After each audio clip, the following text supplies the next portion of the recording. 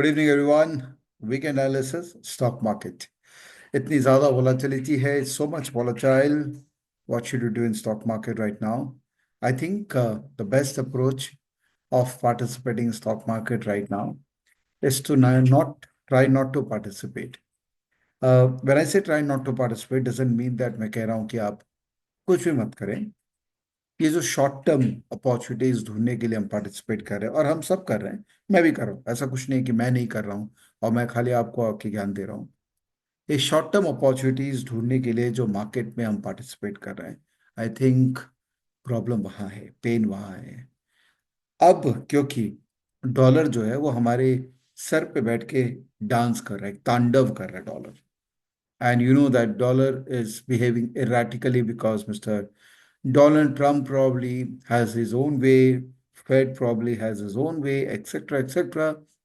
So because dollar is doing तांडव, I think short term के अंदर में we will face lot of difficulty in making money.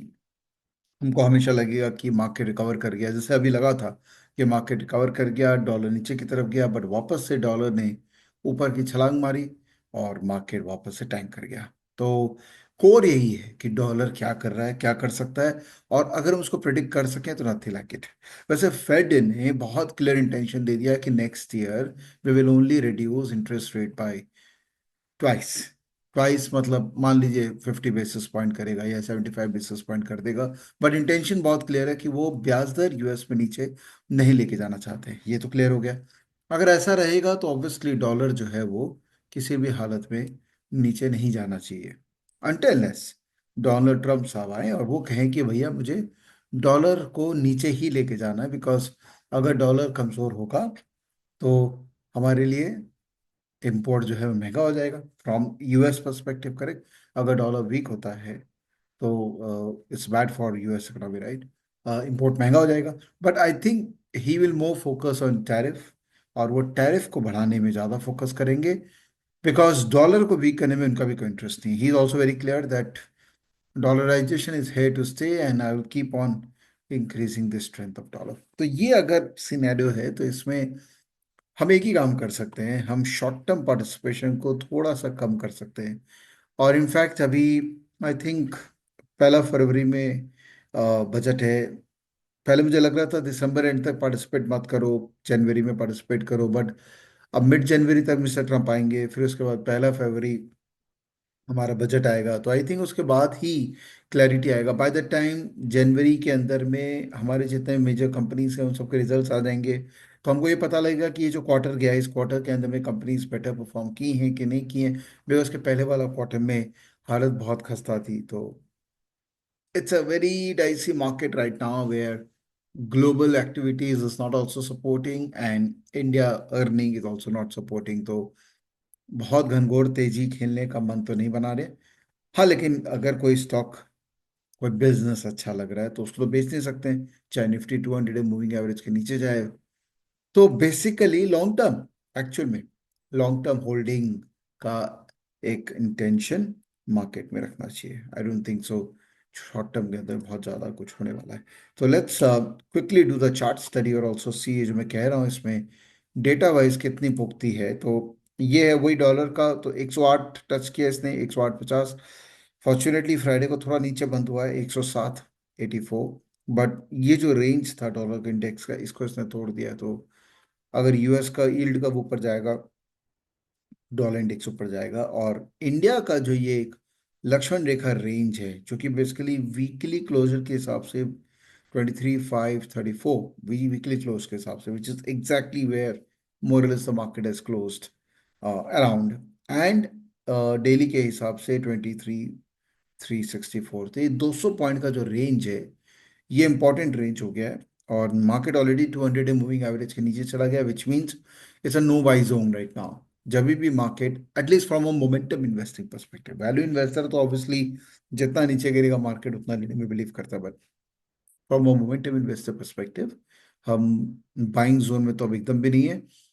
यहाँ से रिवर्स करेगा तब हम सोचेंगे कि हमको बाइंग करना है कि नहीं करना।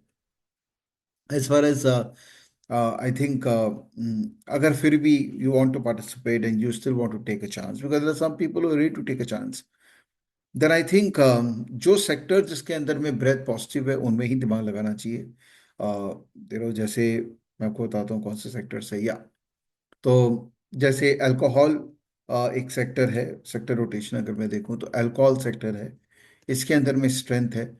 और इसके अंदर में जो स्टॉक्स है उनके अंदर में मोमेंटम स्ट्रेंथ भी क्लियरली नजर आ रहा है।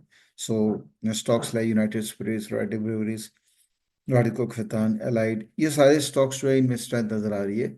आई थिंक इसलिए भी हो सकती है बिकॉज विंटर है, विंटर में कंजम्पशन हाई होती है, हॉलीडे सीजन है, प्लस लोगों के पैसे भी लग रहे होंगे तो लोग अल्कोहल में जा रहे होंगे।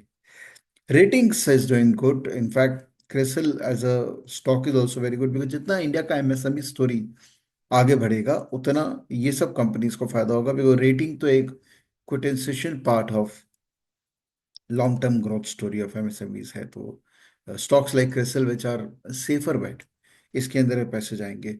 In fact apart from the sectors like alcohol rating, अभी इन दिनों ये भी चल सकता है अगर मार्केट में एक्सटेंडेड अनसर्टेनिटी रही बिकॉज ऑफ डॉलर इंडेक्स, तब फिर वो स्टॉक जिनमें हाई डिविडेंड है पैसे उधर मूव करने चालू कर देंगे, बिकॉज वो सेफ्टी नेट नजर आता है। जैसे कौन से स्टॉक है जिनमें हाई डिविडेंड है, तो पॉजिटिव डिविडेंड यील्ड के अगर हम स्टॉक देखें तो इसमें हाई डिविडेंड के अंदर में है BPCL, Chennai petro, IOC, HPCL, coal India. ये सारे स्टॉक्स हैं जिनमें डिविडेंड यील्ड मोटा मोटी हाई है, गवर्नमेंट के हैं, तो गवर्नमेंट चाहता है कि डिविडेंड दे ताकि गवर्नमेंट के कैश फ्लो बढ़े।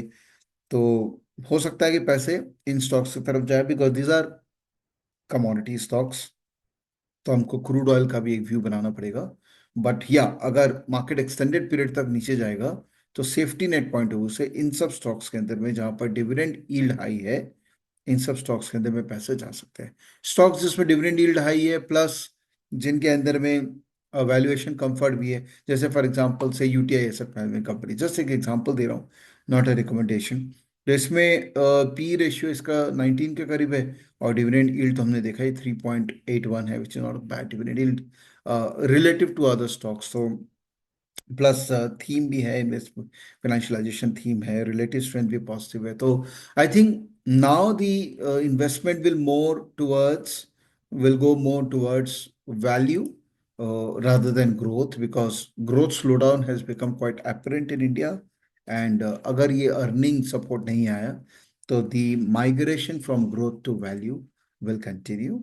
एंड अगर यूएस डॉलर भी नीचे नहीं आया तो जो propensity, the velocity of market going up will definitely go down. So be conservative.